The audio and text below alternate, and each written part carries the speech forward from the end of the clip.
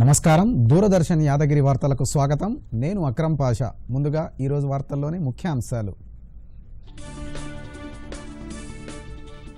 CM KCR అధ్యక్షతన రాష్ట్ర cabinet భేటీ. అసెంబ్లీలో చట్టాల సవరణ బిల్లులు, యాసంగి పంటలపై చర్చ. స్వామిత్వ పథకం కింద రేపు 1,32,000 మంది గ్రామీణులకు ఆస్తి కార్డులను అందజేయనున్న ప్రధాని. 4 సంవత్సరాల్లో దేశవ్యాప్తంగా దశల వారీగా ఈ పథకం అమలు. ధరణి పోర్టల్లో ముఖ్యమంత్రి వ్యవసాయేతర ఆస్తుల నమోదు. ప్రజలందరూ తమ ఆస్తులను నమోదు చేయాలని కేసీఆర్ పిలుపు. రుణాల మారిటోరియాన్ని మరింత పొడిగించడం కుదరదన్న కేంద్ర ప్రభుత్వం. చక్రవడ్డీ మినహా మరే ఇతర ఉపశమన చర్యలు కల్పించలేమని అఫిడవిట్ దాఖలు.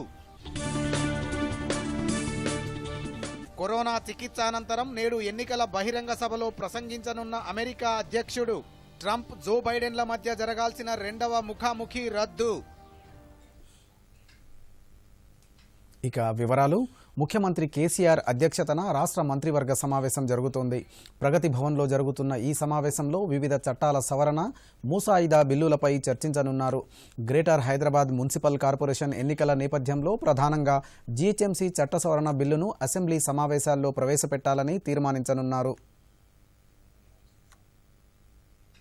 స్వామిత్వ పథకం కింద దేశవ్యాప్తంగా భూ రికార్డులను డిజిటలైజ్ చేసే కార్యక్రమాన్ని కేంద్ర ప్రభుత్వం చేపట్టింది. ఈ పథకం కింద నమోదైన ఆస్తుల కార్డులను రేపు ఉదయం ప్రధానమంత్రి 1.32 లక్షల మంది హక్కుదారులకు వారి ఆస్తి టైటిల్ కార్డులను అందజేస్తారు. ఈ సంవత్సరం ఏప్రిల్లో ప్రారంభించిన ఈ కార్యక్రమం కింద దేశంలోని మొత్తం 6,62,000 గ్రామాల్లో ప్రజల ఆస్తుల డిజిటలీకరణను 4 సంవత్సరాల పాటు దశల వారీగా అమలు చేస్తున్నారు.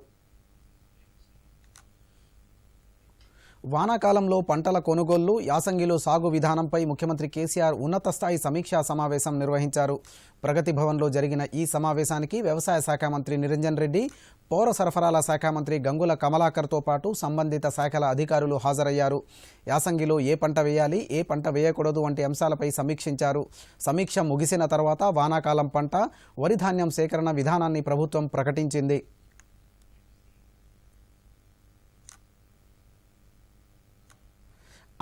అనారోగ్యంతో కన్నుమూసిన కేంద్ర మంత్రి, లోక్ జనశక్తి పార్టీ వ్యవస్థాపక అధ్యక్షుడు రామ్విలాస్ పాస్వాన్ అంత్యక్రియలు ప్రభుత్వ లాంఛనాలతో ముగిశాయి. బీహార్ రాజధాని పాట్నాలోని దిఘా ఘాట్ దగ్గర కుమారుడు చిరాగ్ పాస్వాన్ అంతిమ సంస్కారాలు నిర్వహించారు. కేంద్ర మంత్రులు రవిశంకర్ ప్రసాద్, నిత్యానందరాయ్, రాష్ట్ర ముఖ్యమంత్రి నితీష్ కుమార్, ఉప ముఖ్యమంత్రి సుశీల్ కుమార్ మోదీ, ఆర్జేడీ నేత తేజస్వి యాదవ్ తదితరులు పాస్వాన్కు తుది వీడ్కోలు పలికారు. తమ ప్రియతమ నేతను కడసారి చూసేందుకు పార్టీ నేతలు, అభిమానులు దిఘా ఘాట్కు భారీగా తరలివచ్చారు.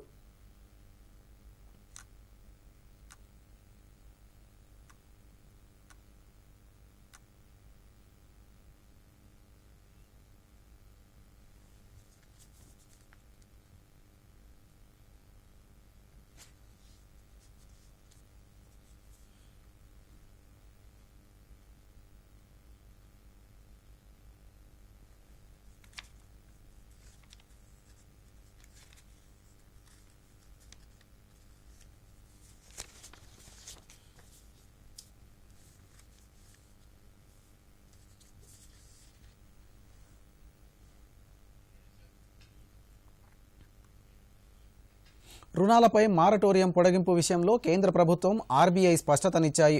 మారటోరియం పొడిగించడం కుదరదంటూ సుప్రీంకోర్టులో కేంద్ర ప్రభుత్వం, ఆర్బీఐ అఫిడవిట్ దాఖలు చేశాయి.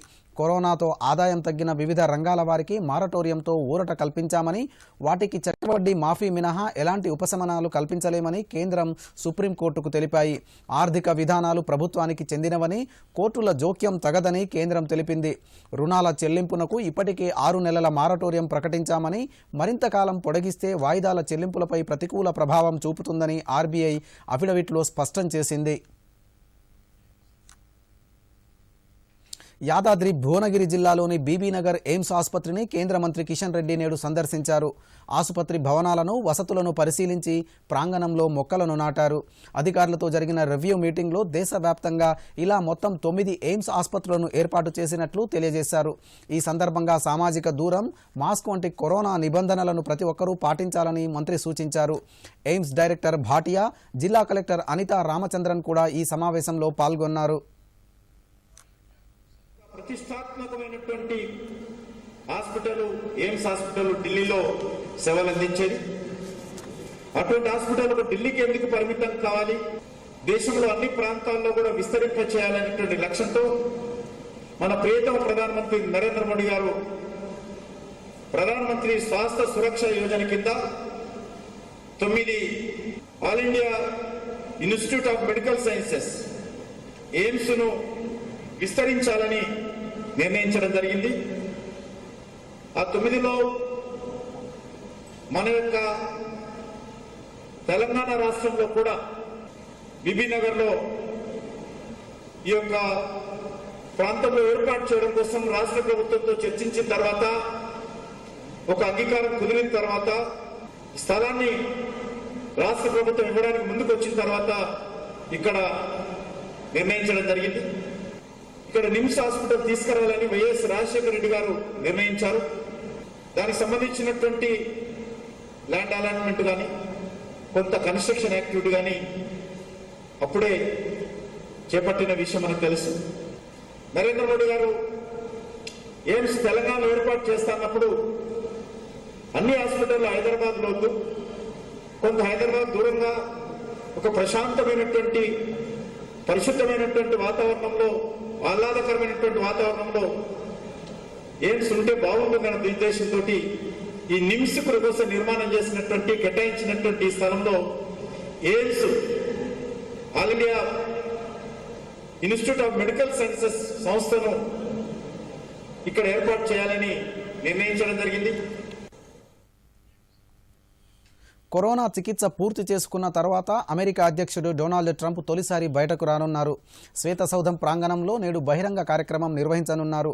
అనంతరం సోమవారం అధికారికంగా ఎన్నికల ప్రచార కార్యక్రమంలో పాల్గొననున్నట్లు ప్రకటించారు. సెంట్రల్ ఫ్లోరిడాలోని శాన్ఫోర్డ్లో జరిగే బహిరంగ సభలో పాల్గొని ప్రసంగిస్తారు. నేటి కార్యక్రమంలో ఆయన బాల్కనీ నుంచే ప్రసంగించే అవకాశం ఉందని సమాచారం. అలాగే సోమవారం జరగబోయే ప్రచార కార్యక్రమంలో ప్రతి ఒక్కరి శరీర ఉష్ణోగ్రతలను పరీక్షించడంతో పాటు వారికి మాస్కులు, శానిటైజర్లు అందజేయాలని నిర్ణయించారు. ఇదిలా ఉండగా అమెరికా అధ్యక్ష అభ్యర్థులు డొనాల్డ్ ట్రంప్, జో బైడెన్ల మధ్య జరగాల్సిన రెండో ముఖాముఖిపై సందిగ్ధత వీడింది. అక్టోబర్ 15న జరగాల్సిన ప్రత్యక్ష చర్చను రద్దు చేస్తున్నట్లు కమిషన్ ఆన్ ప్రెసిడెన్షియల్ డిబేట్స్ అధికారికంగా ప్రకటించింది. ఇక అక్టోబర్ 22న జరగాల్సిన తుది ముఖాముఖిపై దృష్టి సారిస్తున్నట్లు వెల్లడించింది. వ్యవసాయేతర ఆస్తుల నమోదులో భాగంగా ధరణి పోర్టల్లో మొదటగా ముఖ్యమంత్రి తన కుటుంబ ఆస్తి వివరాలను నమోదు చేశారు. సిద్దిపేట జిల్లా మర్కూక్ మండలం ఎర్రవల్లిలోని తన ఇంటికి వచ్చిన గ్రామ కార్యదర్శి సిద్ధేశ్వర్కు సాధారణ పౌరుడి మాదిరిగానే సీఎం కేసీఆర్ తన కుటుంబ ఆస్తుల వివరాలను తెలియజేశారు. సీఎం కేసీఆర్ నివాస గృహాల వివరాలను తెలంగాణ వ్యవసాయేతర ఆస్తుల నమోదు యాప్లో గ్రామ కార్యదర్శి నమోదు చేశారు. ఈ సందర్భంగా సీఎం కేసీఆర్ మాట్లాడుతూ గ్రామీణ పుర ప్రజలు తమ స్థిరాస్తుల వివరాలను నమోదు చేసుకోవాలని సీఎం సూచించారు. ఆస్తులపై ప్రజలకు హక్కు, భద్రత కల్పించేందుకు వివరాలను నమోదు చేస్తున్నట్లు తెలియజేశారు. బీహార్ అసెంబ్లీ ఎన్నికల సందర్భంగా అన్ని జాతీయ పార్టీల అభ్యర్థులకు తమ ప్రసార సమయాన్ని రెట్టింపు చేయాలని ఎలక్షన్ కమిషన్ నిర్ణయించింది. ప్రసార భారతి అధికారులతో చర్చించి కోవిడ్-19 సందర్భంగా నేరుగా ప్రత్యక్ష ప్రచారం లేని లోటును తీర్చడానికి ఈ నిర్ణయం తీసుకున్నట్లు కమిషన్ తెలియజేసింది. అయితే ఈ అదనపు సమయాన్ని ఆయా పార్టీలు గత ఎన్నికల్లో చూపిన పనితనం ఆధారంగా కేటాయిస్తారు. మహాత్మాగాంధీ 151వ జన్మదినం పురస్కరించుకుని కేంద్ర బొగ్గు మంత్రిత్వ శాఖ ఆదేశానుసారం సింగరేణి సంస్థలో స్వచ్ఛతా హీ సేవా కార్యక్రమాలు నెల రోజుల పాటు నిర్వహిస్తున్నారు. దీనిలో భాగంగా బొగ్గు గనులు, కార్యాలయాలు, సింగరేణి కాలనీలో స్వచ్ఛ భారత్పై ప్రజలకు అవగాహన కల్పిస్తున్నారు. స్వచ్ఛతా మాసోత్సవంలో భాగంగా పెద్దపల్లి జిల్లా రామగుండం రీజియన్ 1వ డివిజన్లోని సింగరేణి ఏరియా ఆసుపత్రి జీఎం కాలనీలో అధికారులు స్వచ్ఛతా హీ సేవ కార్యక్రమం నిర్వహించారు. సింగరేణి సంస్థ డైరెక్టర్ బలరాం, స్థానిక జనరల్ మేనేజర్ నారాయణ, ఇతర అధికారులు, కార్మికులు ఈ కార్యక్రమంలో పాల్గొని కాలనీ శుభ్రం చేయడంతో పాటు మొక్కలు నాటారు. ఈ సందర్భంగా వారు మాట్లాడుతూ కేంద్ర ప్రభుత్వ ఆదేశాల మేరకు సింగరేణి సంస్థలో నెల రోజుల పాటు స్వచ్ఛతా మాసోత్సవ కార్యక్రమం నిర్వహిస్తూ స్వచ్ఛతపై ప్రజలకు అవగాహన కల్పిస్తున్నామని అన్నారు. పరిసరాలు పరిశుభ్రంగా ఉన్నప్పుడే మనసు ప్రశాంతంగా ఉండి పనిపై శ్రద్ధ పెట్టడంతో సంస్థ ఉత్పత్తి పెరుగుతుందని, రక్షణతో కూడిన ఉత్పాదక సాధించడంతో పాటు సంపూర్ణ ఆరోగ్యంగా ఉండగలుగుతారని తెలిపారు. స్వచ్ఛ భారత్లో భాగంగా స్వచ్ఛ మహా స్వచ్ఛ మాసోత్సవాలు మనము సింగరేణి వ్యాప్తంగా ఘనంగా నిర్వహించుకుంటాము. దానిలో భాగంగా ఈరోజు మనకు main hospital Ramagundam area main హాస్పిటల్లో ఈ స్వచ్ఛ కార్యక్రమం చేపట్టాము. దీనిలో ముఖ్యంగా మనము మన పరిసరాలను పరిశుభ్రంగా ఉంచడము, దాంతోపాటు పచ్చదనాన్ని పెంచడము. ఇప్పటికే మన రాష్ట్ర ప్రభుత్వము హరితాహారము అలాగే గ్రీన్ ఛాలెంజ్ ప్రోగ్రాంతో మనం ఎంతో అందరికీ ఆదర్శప్రాయంగా, దేశానికి ప్రపంచానికి ఆదర్శప్రాయంగా మన రాష్ట్రం ముందుకెళ్తుంది. అండ్ మన పరిసరాలను పరిశుభ్రంగా ఉంచడం వల్ల మన యొక్క ఆరోగ్యాలు ప్లస్ మనం ఉండే ఆవరణ వ్యవస్థ ఎంత బాగుంటే వి ఆల్సో ఫీల్ మనము మంచిగా అనిపిస్తుంది. అంత డస్ట్ ఉండడము, అంత చెత్త ఉండడం వల్ల మనకు కూడా ఒక మంచిగా అనిపించదు. ఎంత స్వచ్ఛత ఉంటే మన వర్క్ కల్చర్ కూడా డెవలప్ అవుతుంది, వర్క్ కూడా అవుట్పుట్ పెరుగుతుంది. నిజంగా ఇలాంటి కార్యక్రమాల్లో ఎప్పుడు సింగరేణి ముందుంటుంది. ఈ స్వచ్ఛ మహోత్సవాలు దాదాపు నెల రోజుల పాటు ప్రతి ఏరియాలో ఏదో కార్యక్రమం చేస్తున్నారు. అదే ఆర్జీ ఏరియాలో ప్రతిరోజు కూడా వాళ్ళు ఏదో ఒక కార్యక్రమాన్ని ముందు తీసుకెళ్తూ మొత్తము మన పరిసరాలు కానీ, ఆఫీసెస్ కానీ, హాస్పిటల్ కానీ, అన్ని మైన్ ఏరియాలో కానీ ఈ స్వచ్ఛతను పాటిస్తున్నారు. నిజంగా వారికి అభినందనలు. ప్రధానమంత్రి గారి స్లోగన్ మేరకు స్వచ్ఛ భారత్ అనే అభియాన్ నడుస్తుంది. స్వచ్ఛ భారత్ అభియాన్లో భాగంగా దీంట్లో ఒక మాసం, ఒక నెల స్వచ్ఛ మహా కార్యక్రమాన్ని తీసుకున్నారు. స్వచ్ఛ భారత్లో భాగంగా ప్రతి సింగరేణి కాలేజ్కి సంబంధించి కూడా అన్ని ఏరియాలలో ఈ స్వచ్ఛ మహా కార్యక్రమాలు చేపడుతున్నాం. దీంట్లో స్వచ్ఛ మహా కార్యక్రమాల్లో క్లీన్ చేయడం కావచ్చు, మొక్కలు పెట్టడం కావచ్చు, ఇతరత్ర లేకపోతే మొక్కలు పంచడం కావచ్చు, ఇలాంటి కార్యక్రమాలు ఎన్నో చేపడుతున్నాము ఒక నెల మొత్తము. దీంట్లో భాగంగా ఈరోజు ఏరియా హాస్పిటల్లో మొక్కలు పెట్టే కార్యక్రమం జరిగింది. మనం అందరం ఇక్కడ ఈ ఒక్కరోజు ప్రోగ్రామే కాకుండా ప్రతి ఒక్కరు కూడా సెల్ఫ్గా ఫీల్ అయ్యి అట్లీస్ట్ 1 మంత్కి ఒకసారో 15 డేస్కి ఒకసారో మన కాలనీని మనం నీట్గా ఉంచుకోవాలని ఇక్కడ ఉండే కాలనీ వాసులకు ఈరోజు చేయడం జరుగుతుంది. మేము అవేర్నెస్ ఇంప్రూవ్ చేయడం జరుగుతుంది. Bureau report, Doordarshan news. December మొదటి వారం వరకు కరోనాను నల్లగొండ జిల్లా పొలిమొరలో లేకుండా చేస్తామని జిల్లా వైద్య ఆరోగ్యాధికారి కొండలరావు ధీమా వ్యక్తం చేశారు. మాస్కులు ధరించి మనిషికి నిర్ణీత దూరం పాటిస్తూ ఎవరి పని వారు చేసుకోవడం వల్ల కరోనాను సునాయాసంగా తరిమేయవచ్చన్నారు. జిల్లాల్లోని అన్ని పట్టణ, గ్రామ పంచాయతీలలో 919 బృందాల ఆరోగ్య కార్యకర్తలు నిరంతరం సేవలను అందిస్తున్నారని డిఎంహెచ్ఓ తెలిపారు. జిల్లాలో ప్రతిరోజు 3,000 మందికి పరీక్షలు నిర్వహిస్తున్నామన్నారు. జిల్లాలో ఇప్పటి వరకు 15,682 మంది కరోనా బారిన పడగా 12,454 మంది కోలుకున్నారు. గతంతో పోలిస్తే పాజిటివ్ కేసుల సంఖ్య క్రమంగా తగ్గిపోయాయి. ఏప్రిల్ నెలలో మొదలైన కరోనా కేసులు మేలో 8, జూన్లో 66, జూలైలో 1,212, ఆగస్టులో 5,282 కాగా సెప్టెంబర్ నెలలో అత్యధికంగా 8,400 కేసులు నమోదయ్యాయి. అయితే అక్టోబర్ మొదటి వారంలో కేవలం 600 కేసులు మాత్రమే నమోదయ్యాయి. దీంతో నెలలో 3వ వంతుకు కోవిడ్-19 పాజిటివ్ కేసులు తగ్గాయని డిఎంహెచ్ఓ తెలిపారు. ఇక కరోనా పేషెంట్ల చికిత్స కోసం నల్గొండ ప్రభుత్వ ఆసుపత్రిలో 60 పడకలు, మిర్యాలగూడలో 50, దేవరకొండలో 20, నకరేకల్లో 12 పడకలతో ఐసోలేషన్ సెంటర్ ఏర్పాటు చేశారు. దీంతో పాటు నల్లగొండలోని రామానంద తీర్థ ఇంజనీరింగ్ కళాశాలలో ప్రభుత్వ క్వారంటైన్ సెంటర్ను ఏర్పాటు చేశారు. ఎందుకు కూడా తాకలేదు కరోనా ఈ జిల్లాలో, కాబట్టి వాళ్ళు చాలా హ్యాపీగా సంతోషంగా అన్ని మూవ్ అవుతున్నారు. ఇకపోతే లాక్డౌన్ సడలించిన నేపథ్యంలో కూడా మనకి అటు ఇటు ఈ మూమెంట్స్ ఎక్కువైపోయింది, ప్రజల యొక్క మూమెంట్ ఎక్కువైంది. సో ఈ మూమెంట్ జోన్లోకి వచ్చేసారు కాబట్టి ఆల్మోస్ట్ అన్ని కూడా అట్లాగే social distance on physical distance అవసరమైతే తప్ప బయటికి రాకూడదు. That is the social distance. ఒక మనిషికి ఇంకో మనిషికి మినిమం 1 మీటర్ దూరం ఉండాలి. ఇది ఫిజికల్ డిస్టెన్స్. ఇవి పాటిస్తే ఇంకా రానున్న కాలంలో మనకి అక్టోబర్, నవంబర్, డిసెంబర్ కల్లా కరోనా యొక్క ప్రభావాన్ని ఈ జిల్లా మీద 0 ప్రభావంగా చూపించే అవకాశం మనకుంది. ఆ నేపథ్యంలో వైద్య ఆరోగ్య శాఖ, మిగతా డిపార్ట్మెంట్స్, మా superiors, director of public health, commissioner of family welfare and principal secretary గారి యొక్క సూచనల మేరకు ఎప్పటికప్పుడు అప్డేట్గా ఉన్నాం. ప్రతిదీ కూడా ఆన్లైన్ చేస్తూ ఉన్నాం. ఎక్కడ ఒక కేసు నోటిఫై అయినా కూడా స్టేట్కి నోటిఫై అవుతుంది. సో వాళ్ళ ఫాలో పక్కన స్టేట్ నుంచి మా దగ్గరకు వస్తుంది. వాళ్ళకి ఐసోలేషన్ కిట్స్ ఇచ్చే విషయంలో కానీ, రెమ్డెసివిర్ లాంటి అత్యంత అంటే ఇంపార్టెంట్ ఇంజెక్షన్ ఇచ్చే విషయంలో కానీ మేము చాలా అప్రమత్తంగా ఉండి ఎప్పటికప్పుడు ముందుకు నడుస్తున్నాం. నారాయణపేట జిల్లాలో కరోనా నివారణకు పటిష్టమైన చర్యలు తీసుకుంటున్నట్లు జిల్లా కలెక్టర్ హరిచందన తెలిపారు. దూరదర్శన్తో మాట్లాడుతూ జిల్లాలో ఇప్పటి వరకు 33,500 మందికి కరోనా టెస్టులు నిర్వహించగా 1,300 మందికి కరోనా సోకినట్లు చెప్పారు. వారిలో 1,174 మంది కోలుకోగా 136 మంది చికిత్సను పొందుతున్నట్లు తెలియజేశారు. అదేవిధంగా జిల్లాలో ఇప్పటి వరకు 51 మంది కరోనాతో మరణించినట్లు వెల్లడించారు. ప్రతిరోజు జిల్లాలో 1,500 కరోనా టెస్టులు నిర్వహిస్తున్నామని, కేంద్ర ప్రభుత్వం పంపిన వాహనాల ద్వారా గ్రామాల్లో ఎప్పటికప్పుడు కరోనా వ్యాధి పట్ల అవగాహన కల్పిస్తున్నట్లు తెలియజేశారు. 1,301 కేసులు మాకు కోవిడ్ వచ్చినట్టుగా తేలింది. దీంట్లో 214 కేసెస్లో మాత్రం అందరూ రికవర్ అయ్యారు. మిగిలిన వాళ్ళ ఇప్పుడు 136 ఇంకా యాక్టివ్ కేసెస్ డిస్ట్రిక్ట్లో ఉన్నాయి. టోటల్ డిస్ట్రిక్ట్లో ఓన్లీ 51 డెత్స్ మేము రికార్డ్ చేసాము ముందు కోవిడ్ స్టార్ట్ అయినప్పటి నుంచి కూడా. సో దీనివల్ల ఈ పాజిటివ్ ఇప్పుడు ఈ మంత్లో పాజిటివ్ వచ్చిన వాళ్ళు ఓన్లీ 12 మాత్రమే ఉన్నారు. సో ప్రతిరోజు మేము 1,200కి 1,500 దాకా టెస్ట్లు చేస్తున్నాము. సో వాటిలో కూడా ఇప్పుడు ఓన్లీ 12 కేసులు యాక్టివ్గా ఈ మంత్లో వచ్చాయి. సో దీనివల్ల ఈ లాస్ట్ ఫ్యూ డేస్లో మేము నోటీస్ చేసింది చాలా వరకు కేసెస్ పాజిటివిటీ రేట్ తగ్గిపోయింది.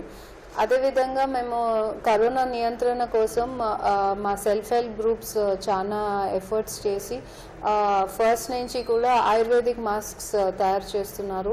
అదేవిధంగా ఇమ్యూనిటీ బూస్టింగ్ టీస్, ఇలాంటి ఆయుష్ ఖాత, అదేవిధంగా న్యూట్రిషియస్ ఫుడ్, స్పిరులినా చిక్కీ, ఇలాంటివి కూడా చాలా యూనిక్గా తయారు చేసి కోవిడ్ పేషెంట్స్కి రికవరీకి తోడ్పడటానికి కాంట్రిబ్యూట్ చేస్తున్నారు. మోస్ట్లీ ఆయుర్వేదిక్ మాస్క్ ఇప్పుడు దాకా ఒక 8 lakhs వరకు సేల్ అయింది మా జిల్లాల నుంచి. ఇది నారాయణపేటలోనే కాదు, హైదరాబాద్ కంట్రీ మొత్తం సేల్ పర్చేజ్ చేస్తున్నారు ఎస్ఎస్జి గ్రూప్స్కి. దీంతోపాటు వాళ్ళకి లైవ్లీహుడ్ కూడా జనరేట్ అవుతుంది. ఈచ్ మాస్క్ వాళ్ళు సేల్ చేసినందుకు వాళ్ళకి ఒక 3 to 4 rupees ప్రాఫిట్ వస్తుంది. ప్రముఖ తెలంగాణ కవి సుద్దాల హనుమంతు వర్ధంతి నేడు. తెలంగాణ సాయుధ పోరాటంలో తన కలాన్నే తుపాకీలా ప్రయోగించిన హనుమంతు రచనలు ఆనాటి విప్లవకారులకు ప్రేరణగా నిలిచాయి. మా భూమి సినిమాలోని పల్లెటూరి పిల్లగాడ పాట ఆయన కలం పదునును తెలియజేసింది. ఆయన పెద్ద కుమారుడు నేటి ప్రముఖ కవి సుద్దాల అశోక్ తేజ.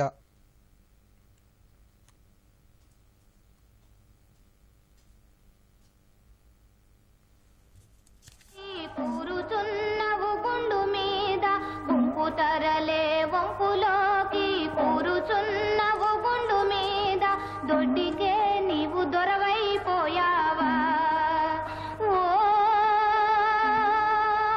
పాల బుగ్గల జీతగాడ, దొంగ గొడ్ల నట్టాగించేవా.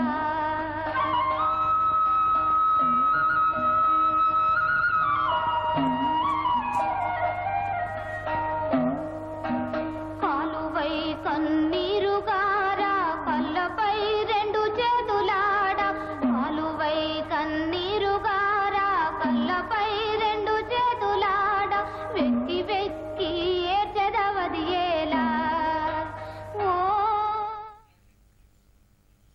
మహిళల సురక్షతకు సంబంధించిన కేసులను వేగంగా సమర్థవంతంగా పరిష్కరించాలని కేంద్రం అన్ని రాష్ట్రాలను ఆదేశించింది. ముఖ్యంగా లైంగిక నేరాలు వంటి తీవ్రమైన అంశాలలో శిక్షలు కూడా తీవ్రంగా ఉండాలని సూచించింది. ఇటీవలి కాలంలో దేశవ్యాప్తంగా మహిళలపై పెరుగుతున్న నేరాల నేపథ్యంలో కేంద్రం పలు సూచనలు చేసింది. కేంద్రం దేశీయ వ్యవహారాల మంత్రిత్వ శాఖ ఏదైనా కేసులో విచారణాధికారి బాధ్యతారాహిత్యం కనబడితే అతనిపై అత్యంత తీవ్రమైన చర్యలు వెంటనే తీసుకోవాలని అన్ని రాష్ట్రాలు, కేంద్రపాలిత ప్రాంతాల ప్రభుత్వాలను ఆదేశించింది. ప్రతి కేసులో ఎఫ్ఐఆర్ తప్పనిసరిగా దాఖలు చేసి 2 నెలల్లో విచారణ పూర్తి చేయాలని ఆదేశించింది. లైంగిక నేరాల్లో బాధితురాలి అంగీకారంతో 24 గంటల్లో మెడికల్ రిపోర్టులు దాఖలు చేయాలని తెలియజేసింది. American deputy secretary of state Stephen ఈ బీగన్ ఈ నెల 12న భారత్ రానున్నారు. 4 రోజుల క్రితం భారత విదేశాంగ మంత్రి జయశంకర్, అమెరికా విదేశాంగ మంత్రి మైక్ పాంపియో మధ్య జరిగిన చర్చల ఫలితంగా నిర్వహించనున్న ఇండో యుఎస్ ఫోరం సమావేశంలో ఆయన పాల్గొంటారు. ద్వైపాక్షిక సంబంధాలను మరింత బలోపేతం చేసేందుకు మరో విడత విదేశాంగ మంత్రుల సమావేశం ఈ సంవత్సరంలో జరుగుతుందని సమాచారం.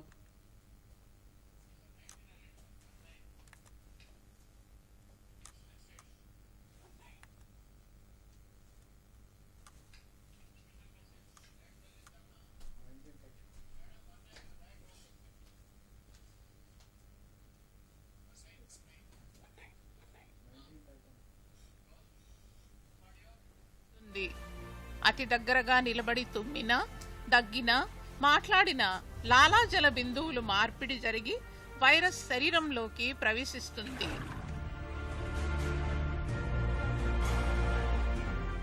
కోవిడ్-19 ఒక మహమ్మారి, కానీ భయపడకండి. కోవిడ్ రాకుండా వచ్చినా దానిని చిత్తుగా ఓడించగలిగే ఈ 3 సూత్రాలు పాటిద్దాం రండి. మాస్కే మనకు రక్ష. బయటకు వెళ్ళినప్పుడు ముక్కు, నోటిని పూర్తిగా మాస్క్తో కవర్ చేసుకుందాం. సామాజిక దూరమే ఇప్పుడు సురక్షితం. మనిషి మనిషికి మధ్య 6 అడుగుల దూరం ఉంచుతాం. మనల్ని పరిరక్షించేది పరిశుభ్రతే. ఎప్పటికప్పుడు చేతులు శుభ్రంగా కడుక్కుందాం. కోవిడ్ వ్యాప్తిని ఆపుదాం. కరోనాపై విజయం సాధిద్దాం. ఇక ముఖ్యాంశాలతో వార్తలు ముగిద్దాం. నమస్కారం. సీఎం కేసీఆర్ అధ్యక్షతన రాష్ట్ర కేబినెట్ భేటీ. అసెంబ్లీలో చట్టాల సవరణ బిల్లులు, యాసంగి పంటలపై చర్చ. స్వామిత్వ పథకం కింద రేపు 132,000 మంది గ్రామీణులకు ఆస్తి కార్డులను అందజేయనున్న ప్రధాని. 4 సంవత్సరాల్లో దేశవ్యాప్తంగా దశల వారీగా ఈ పథకం అమలు. ధరణి పోర్టల్లో ముఖ్యమంత్రి వ్యవసాయేతర ఆస్తుల నమోదు. ప్రజలందరూ తమ ఆస్తులను నమోదు చేయాలని కేసీఆర్ పిలుపు. రుణాల మారిటోరియాన్ని మరింత పొడిగించడం కుదరదన్న కేంద్ర ప్రభుత్వం. చక్రవడ్డీ మినహా మరే ఇతర ఉపశమన చర్యలు కల్పించలేమని అఫిడవిట్ దాఖలు. కరోనా చికిత్స అనంతరం నేడు ఎన్నికల బహిరంగ సభలో ప్రసంగించనున్న అమెరికా అధ్యక్షుడు. ట్రంప్, జో బైడెన్ల మధ్య జరగాల్సిన 2వ ముఖాముఖి రద్దు.